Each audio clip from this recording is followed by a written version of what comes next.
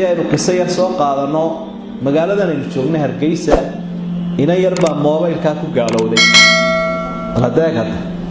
mobilka oo magaaladan ay joogtaa ayay ku gaalowday diinta islaamka ka baxday English tay taqaanay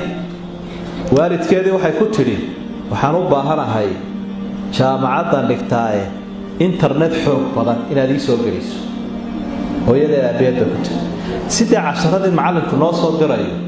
si fiican aan uga shaqeyn karo baaritaan wanaagsan ku soo sameyn karo waayo dadkiina hunguri laga raaca oo qof waliba wiliye gabadh wuxuu isleeyahay balkan ingiriisida aad hawl liqliqo si uu lacag beerar u soo daato quraanka aad hawl liqliqo oran maaya si uu alla kacabsi u soo daatee mid waliba wuxuu leeyahay barata taa u badan cilmiga maadiga ah law adduunyo doonay kaasuu leeyahay ka dharki inta internetkii uu ka dharkiyay waalidkii iyaduna waxay la xiriiray qolo Norway joogto mishanka waxa ay kuwa diinta Kristaanka faafiya way xayisiiyeen doofkii laga raacay waxna way la soo yara qaadeen waxay ilaa si arrinkaaga meel loogu tiiriyo de waxaan u baahanahay inaad madaxdayada la xiriiro hay'adaas aanu nahay waxna waanu ku bari jaamacad waa ku dhoofineynaa ma iska aqbalaysaa marka xiriirka iyaga inta leeg say u sii wadeen waxay dhamaan waxaan kula xiriirin doonaa wadaadka iyaga wadaad Kristaana waa boobkii kaniisada Scandinavia jooga boobkii baa la xiriiriyay diinta islaamka oo ka saaray markii ay ogaadeen godkii ay la doonayeen inay ku dhacday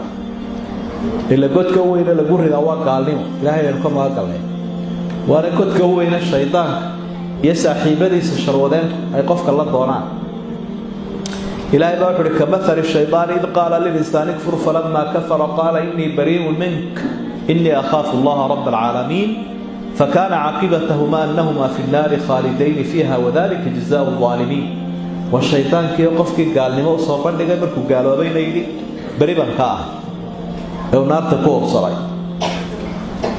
waxay dhawa ku dhoofinayna hadaba passport baan kaaga sameeyna safaaradda Ethiopia kale tiyarado sii socotada ayuunba maalmihii ugu dambeeyay waalidkeed oo hooyadeeda ayuunba yara murmeeyay islaamkii un bay durtay iyo diintii islaamka iyo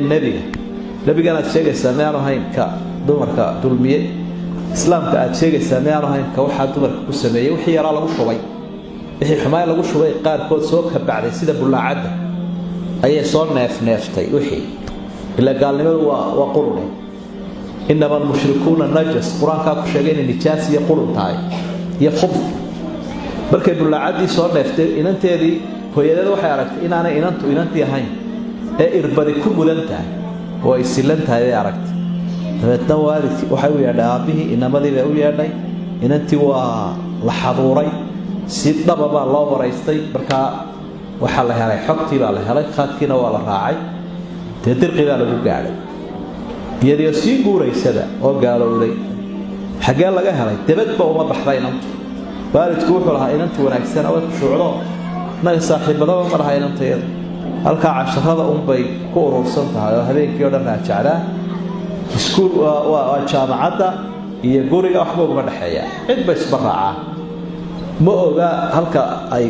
dadka raacdo ee screen-ka yar ka soo baxaya kaba warayso sidii baa dabadna inantii jaamacadii lagaga saaray diintii islaamka lagu soo celiyay dadkii xumaana laga jaray شكرا يا ربي شكرا هديت قلبي شكرا وارتدى دربي شكرا